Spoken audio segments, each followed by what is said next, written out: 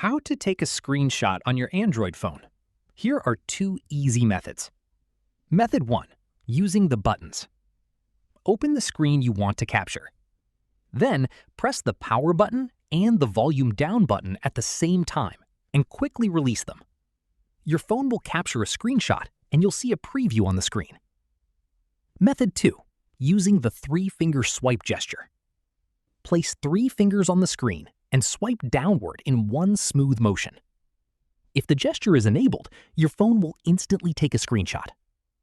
If this method isn't working, you may need to enable it first. Open the Settings app. Scroll down and tap Additional Settings. Tap Gesture Shortcuts. Tap Take a Screenshot.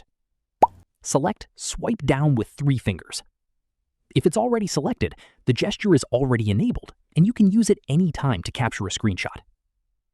Note, the exact menu names and screenshot gestures may vary slightly depending on your Android phone model and software version. That's it. You've learned 2 simple ways to take a screenshot on your Android phone. If this tutorial helped you, don't forget to like this video, subscribe for more quick and easy Android tutorials, and I'll see you in the next one.